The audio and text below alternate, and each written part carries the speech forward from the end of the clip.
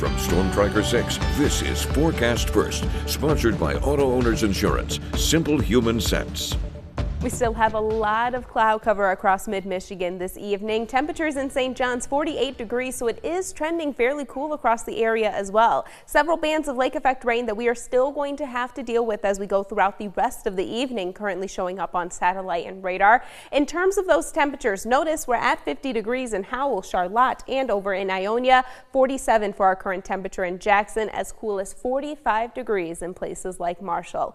Again, these rain showers will remain in place as we go throughout the rest of the evening and overnight tonight, as well as continuing as we move into our Thursday. Overnight low is going to be very similar compared to what we started the day off with, cooling down into the low 40s, but there is some warmer weather on the way. 6 News at 6 starts right now. WLNS is here for you, celebrating 75 years of bringing you the news with 6 News at 6.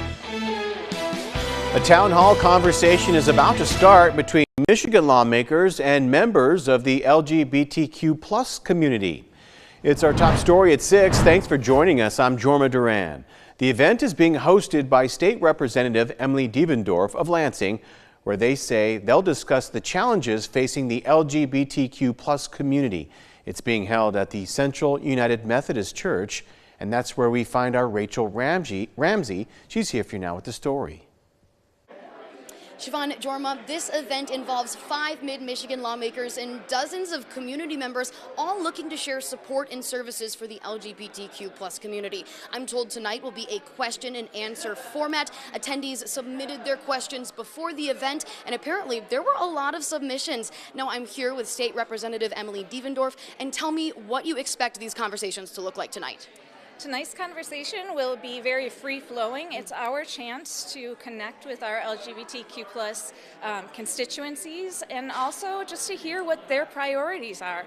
I'm our legislature's first non-binary legislator in the House, and second out bisexual legislator. So I'm very excited to be the one hosting, bringing together our legislators from mid-Michigan in order to connect with the folks that we serve. And why is it so important to bring people together, have these conversations and events like this? Yeah. Events like this help to make sure that we are working towards the progress that our community specifically says that they need. And right now we know that our local LGBTQ+ community and the broader LGBTQ+ community nationwide is feeling intimidation and fear and are really worrying about whether we're going to lose some of the progress we've made in past years. So this will help us to band together and figure out how we can best support those folks who are already feeling targeted.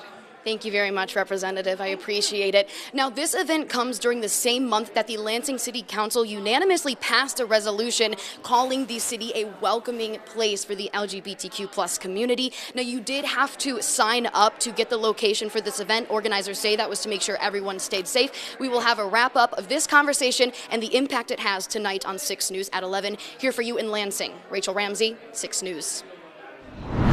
New at 6, Michigan State University says it's cutting more than 180 positions across campus as a result of budget cuts and a lack of federal funding. 6 News reporter Zach Prees joined us now live from the studio with a closer look at the numbers. What did you find out, Zach? Jorma, in June, MSU reported that its latest projections showed a need for a 9% budget cut over the next 2 fiscal years. Now, according to a letter from University President Kevin Guskowitz to faculty and staff, budget reductions alone have led to 99 positions being eliminated as of last Tuesday, including several executive roles. And another 83 positions across the university were lost due to federal funding cuts. Now, since March 1st, Guskowitz says 1.3% of MSU employees have been impacted by budget cuts and federal actions combined. And as of the start of this month, 74 federally funded projects at MSU were terminated by the federal government. Now, President Guskowitz also added that it's hard to calculate which fixed-term positions are being impacted directly from budget reductions versus other reasons. And we have the full letter available for you to read online. You can find it by going to WLNS.com and clicking on Scene on 6. Back to you, Jorma. Zach, thank you very much. In an update, the body found in the Red Cedar River near MSU's campus has now been identified. East Lansing police say the victim was Megan Turner, a 32-year-old woman from Canada. Her body was found on October 13th, just east of Cedar Village. They say Turner was a doctoral candidate studying at MSU, and her family has been notified. They also say they don't believe there was any foul play, and it may take 2 to 4 weeks before they get back her toxicology report. 6 News will keep you updated when that gets released. With a citizens group now collecting petition signatures to drastically cut local property taxes, the House GOP Speaker reports he will take up the issue too. The question is, will the Anti-Tax Coalition stop its ballot proposal if he does? Capitol correspondent Tim Skubic reports the answer is, that depends. There is a strategy that sometimes lawmakers often use to block a petition drive if they don't like the content of what the citizens want to do. Lawmakers devise their own plan with hopes that the citizens will give up on their plans in the process. Sometimes the strategy works, sometimes it does not. Carla Wagner is leading a citizens petition drive to slice and dice the local property tax. Needless to say, local government groups and educators oppose this effort since their financial lifelines are directly linked to the property tax. Entering the debate, House Speaker Matt Hall. He says nothing about trying to block the petition drive, but he does say he wants to tackle the issue too. We're going to move ahead on property tax reform. I hear a lot about property tax. That's what people are really talking about. It used to be income tax, you'd hear. We're hearing a lot about property tax. And so our caucus, we're working on forging that unity on which property tax proposals we bring forward very soon. Ms. Wagner says this about that. It would have to be something pretty spectacular. She argues the Speaker's problem is you can talk all you want about property tax cuts, but if you can't get the votes to pass it, it means nothing. It's meaningless. I want to see people get that same relief in their homes. However, some would say wanting to do it and actually doing it are two different things, and ending the petition drive would depend on what the final legislative product looks like, Ms. Wagner says. It'd have to be a pretty sweet deal to stop us at this point. Obviously, she's not in the Speaker's corner just yet. Here for you in Lansing, Tim Skubic, 6 News. From Storm Tracker 6, this is Weather First, sponsored by Auto Owners Insurance. Simple human sense.